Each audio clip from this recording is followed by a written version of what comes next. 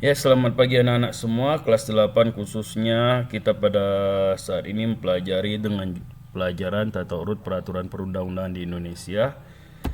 Adapun tujuan pembelajaran kita nanti Bapak harapkan kalian memahami tentang tata urut peraturan perundang-undangan di Indonesia, kemudian bisa menyebutkan tujuan pembuatan tata urut peraturan perundang-undangan di Indonesia yang lebih kita kenal dengan hierarki perurutan peraturan perundang Indonesia, kemudian nanti dapat melaksanakannya di dalam kehidupan sehari-hari nanti kelaknya.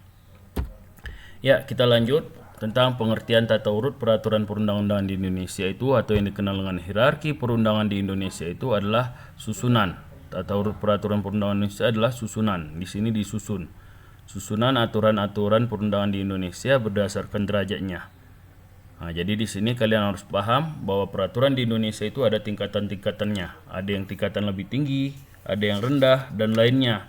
Kenapa bisa muncul tingkatan-tingkatan itu? Karena di Indonesia setiap pejabat berwenang mengeluarkan peraturan untuk menjalankan tugasnya. Seperti Presiden mengeluarkan aturan, MPR mengeluarkan aturan, sampai tingkat bawah, camat, kepala desa, bupati, dan lainnya itu membuat aturan.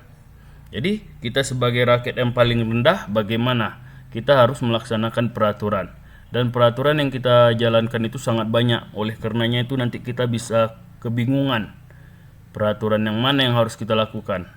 Oleh karenanya maka dibuatlah peraturan itu secara hierarkis atau tersusun. Ada derajatnya. Tujuannya menciptakan ketertiban di dalam pemerintahan. Jangan ada saling bentrok antara peraturan satu dengan peraturan yang lainnya. Di dalam tata urut peraturan perundang-undangan di Indonesia itu, derajat yang lebih rendah tidak boleh bertentangan dengan derajat yang lebih tinggi. Jadi artinya kalau peraturan kepala desa dengan camat itu bertentangan, maka peraturan kepala desa karena tingkatannya rendah, maka itu harus dihapuskan. Begitu juga sebaliknya, apabila peraturan camat bertentangan dengan bupati, maka Pak Camat harus ngalah. Oke, berdasarkan Undang-Undang Nomor 10 Tahun 2010, Undang-Undang Nomor 12 Tahun 2010 itu tata urut Indonesia itu dibagi atas Undang Dasar pertama kali, kedua Undang-Undang, ketiga PP, keempat Kepres, kelima Perda. Jadi Undang-Undang Dasar sudah kita pelajari kemarin. Peraturan perundang-undangan baik secara tertulis maupun tidak tertulis yang membentuk negara itu dibuat oleh MPR. Kemudian kalau undang-undang adalah peraturan yang dibuat pemerintah bersama DPR ya, bukan DPRD. Peraturan yang dibuat pemerintah presiden bersama DPR untuk menjelaskan satu undang-undang dasar, satu pasal undang-undang dasar. Kemudian PP itu adalah peraturan pemerintah yang dibuat presiden bersama menterinya untuk menjelaskan satu undang-undang. Kepres ini peraturan yang dibuat presiden dalam menjalankan tugasnya bersifat situasional. Nanti dalam kunjungannya dia membuat ketetapan, maka ketetapan itu harus dilaksanakan, tetapi ketetapan itu harus ditengok bertentangan enggak dengan PP, undang-undang atau undang-undang dasar. Kalau tidak baru jalan dia.